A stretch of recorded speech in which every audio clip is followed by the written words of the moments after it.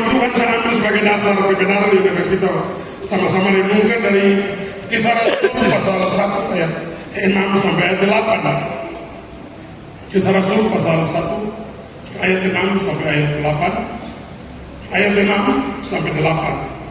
Murid-murid Tuhan Yesus, mereka simpan satu pertanyaan. Puji Tuhan. Mereka tidak berani tanya. Selama mereka ikut Yesus, mereka tidak berani tanya. Puji Tuhan. Tapi karena mereka didesak oleh waktu bahwa sebentar Yesus akan cekok, Yesus akan terangkat. Lalu mereka saling, kalau Papua bilang, kok tanya? Coba, kok yang tanya sama aku yang tanya, aku yang biasa tanya-tanya. Jadi satu pertanyaan dalam diri murid-murid yang lama sekali mereka berkesempatan di perahu sama-sama tidak tanya, berkesempatan di pantai sama-sama tidak tanya, berkesempatan waktu pelayanan di taman tidak tanya, doa bersama tidak tanya. Tapi mereka tahu sebentar Yesus terangkat ke surga, maka mereka beranikan diri. Kita harus tanya barang ini kalau dia pergi dengan siapa yang bicara lagi? Kalau dia sudah pergi nanti siapa yang akan jawab ini? Kita akan lewat doa, ini dia ada nih. Dia ada jadi tangannya supaya dia jawab. Please, jawaban. Nah, perhatikan ayat 6 sampai 8. Maka bertanyalah mereka yang berkumpul di situ, Tuhan, maukah Engkau pada masa ini memulihkan kerajaan bagi Israel? Bayangkan, yang tanya ini bukan anggota DPR, yang tanya ini bukan pejabat publik. Ini orang yang tiap hari buat mengangkat di dana. Murid-murid yang mereka punya pekerjaan hari-hari cuma urus ikan, urus perahu, urus jaring. Tapi ada kerinduan di dalam diri mereka untuk pemulihan bagi bangsa ini. Puji Tuhan. Mereka rindu ada pemulihan. Mereka lihat bahwa ada ketidakadilan yang terjadi di negeri ini, sehingga mereka berani bertanya kepada alamat yang benar. Karena mereka dengar bagaimana Yesus bicara, Matius 11 ayat 28, marilah kepadaku semua yang letih lesu dan berberat, aku akan berikan kelegaan. Ini ruang tanya mereka. Amin. Haleluya. Mereka beranikan diri, maka bertanyalah mereka yang berkumpul di situ. Tuhan, maukah Engkau pada masa ini memulihkan kerajaan bagi Israel? Bapak Ibu, program pemulihan ini bukan satu program, baik dari pusat, baik dari provinsi, baik dari kabupaten, baik sampai kampung-kampung, disponsori oleh dana desa yang cukup. Tapi apakah terjadi pemulihan? Tetap di dalam rumah-rumah kita ada tangisan, ada air mata, ada perjuangan. Tetap ada ibu-ibu yang antri di kantor gubernur, kantor wali kota, rindu anak-anaknya yang sekolah terjawab masalah mereka. Hari ini saya mau bawa pandangan kita bahwa alamat kita yang benar untuk membawa masalah kita adalah Yesus, Gembala yang baik. Amin. Maka bertanyalah mereka yang berkumpul di situ, Tuhan, maukah Engkau pada masa ini memulihkan kerajaan bagi Israel? Ayat 7, jawabnya. Jadi Yesus hari itu juga, jam itu, menit itu juga Yesus menjawab. Jawabnya, engkau tidak perlu mengetahui masa dan waktu yang ditetapkan Bapa sendiri menurut kuasanya. Haleluya. Yesus mau bilang begini, kau mau pertanyaan itu bagus, tapi wilayah ini ada yang atur, ada yang berkuasa atasnya, ada yang siap untuk ada pengambilan keputusan tertinggi yang tidak bisa diintervensi oleh siapapun. Maka jawabnya, engkau tidak perlu mengetahui masa dan waktu yang ditetapkan Bapa sendiri menurut kuasanya.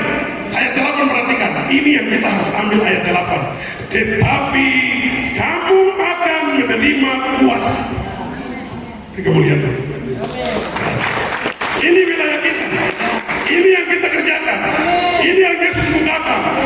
Ini yang Yesus singkapkan. Tetapi kamu akan menerima kuasa kalau Roh Kudus turun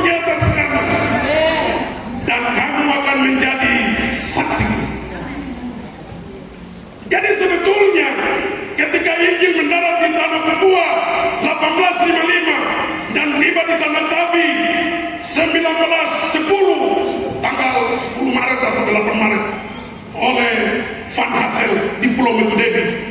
55 tahun setelah Mansinam, sesungguhnya Tuhan menargetkan supaya semua orang yang mendiami gunung lembah pesisir pantai pulau di tanah Papua adalah saksi bagi kehidupan kekal yang datang dari surga oleh Yesus Kristus Tuhan. Siapapun dia yang menghirup udara di tanah Papua adalah saksi. Amin. Karena kebaikan dan kelimpahan beda. Ketika Adam dan Hawa diusir ke timur, alamat timur bicara tentang wilayah kegelapan, maka identik dengan kulit hitam dan rambut keriting, itu lambang pengingat supaya Tuhan tahu kegelapan di negeri yang paling jauh perlu mengalami lawatan penebusan dari surga oleh Roh Kudus. Waktu Otto hampir mati, tidak ada orang Papua bertobat, tidak ada orang Teluk Doreri yang bertobat, tidak ada orang Arfak yang bertobat. Otto hampir mati ketika ada di Guawi Mansinam bicara firman, tidak ada orang yang keputusan, hampir tidak ada orang yang dilihat untuk menerima Yesus. Lalu Otto merubah mental imannya, merubah doanya. Otto berdoa begini, ya Tuhan, biar maut datang menjemputku. Bapak Ibu Saudara, dari Jerman, Otto dan Geisel lahir dari satu suku yang namanya suku Moravia. Suku Moravia, suku ini berdoa selama 100 tahun. 100 tahun. Mereka berpersekutuan di Jerman selama 100 tahun, baru melahirkan generasi yang nama Otto Geisel. Bukan diutus sembarangan utus, karena mereka datang ke Papua 1855 itu sama dengan antar nyawa. Karena Papua masih terjadi penangkapan budak. Makanya saudara kalau telusuri, orang merasa dari Biak sampai ke ujung Pulau Yapen, Angsus, sampai di Nufor, lanjut terus sampai pulau-pulau di Raja Ampat, mereka merasa ada semua. Kenapa? Penangkapan budak. Mamri, orang-orang yang lain. Orang-orang lain. Nanti karena kekuatan Mamri itu, Tuhan siapkan untuk orang-orang itu siap untuk dayung begini lagi. Mereka berjalan itu Yesus. Mereka punya batas-batas wilayah, mereka dayung. Mereka sudah kuasai ombak, angin, arus, tanjung, pulau-pulau. Waktu Injil datang, mereka itu sudah dayung penginjil. Waktu Otto berdoa, ya Tuhan, biar maut datang menjemputku, asal kelak di negeri sana, di kota Emas, aku berjumpa satu orang Papua. Otto pernah minta banyak orang. Dia lihat orang Papua keras, dia lihat orang Papua itu ganas. Dia bilang, Tuhan, dia mohon dengan sangat. Satu terlalu jauh dari Jerman ini. Satu tinggalkan keluarga masa muda saya, kenikmatan di negara yang bagus itu. Sampai di Malaysia, dari Malaysia tinggal 6 bulan, sampai di Batavia, Jakarta, satu tahun setengah. Lalu naik kapal menuju ke Ternate Tidore 9 bulan di perjalanan. Itu sesuatu yang sangat. Dia tidak ketemu orang Papua yang menyerah diri. Lalu dia bilang, dia, kalau saya tidak ketemu mereka di sini, di alam nyata, Tuhan, biar nanti di kota Emas saya minta satu orang saja. Haleluya.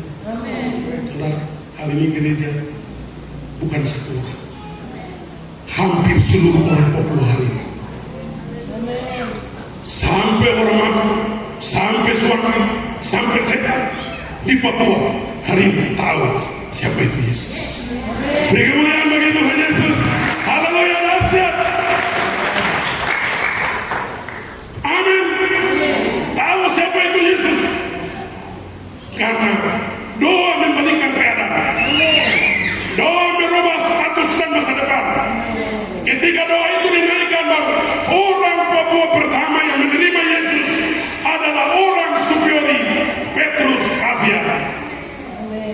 Terus kafir terima Yesus. Orang membawa pertama, buah sulung terima Yesus. Lalu mereka mulai roba. Kalau cara pelayanan seperti begini orang Papua tidak bisa. Kita harus roba. Lalu sendiri datang. Caranya bagaimana? Harus buka sekolah, harus ajar mandi, harus ajar menjahit, harus ajar bagaimana bersih, harus ajar pergi rumah, harus ajar. Lalu mereka mulai ajar. Kloter kedua masuk Papua. Isa sambil kene. Haleluya. Mereka sebenarnya tidak mau datang karena banyak dibantai. Saudara, seluruh tanah Papua ini misionari paling banyak dikubur di Teluk Bondang. Tulang belulang misionari paling banyak ada di Teluk Bondang. Karena mereka dibantai, mereka dibunuh, kepalanya dipegang, lalu dikubur di setiap kampung tertentu, termasuk juga di pulau-pulau lain. Di kampung yang namanya Yende, ada gereja Ismail Yende, dan di pulau itu ada kuburan misionari. Mereka bunuh.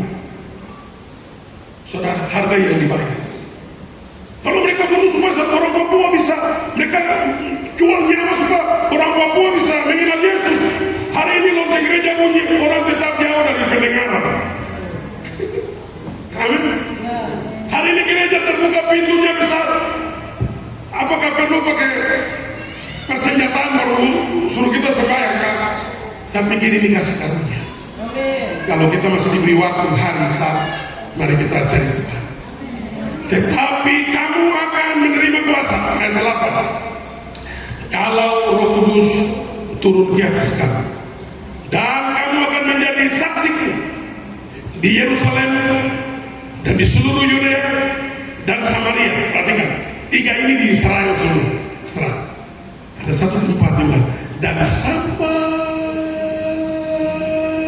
sampai itu artinya ada sekian banyak bangsa yang ditinggalkan, diabaikan. Sebuah tujuan akhir daripada perjalanan pekabaran Injil itu harus mencapai sebuah target yang namanya ujung bumi. Tepuk tangan bagi Tuhan Yesus.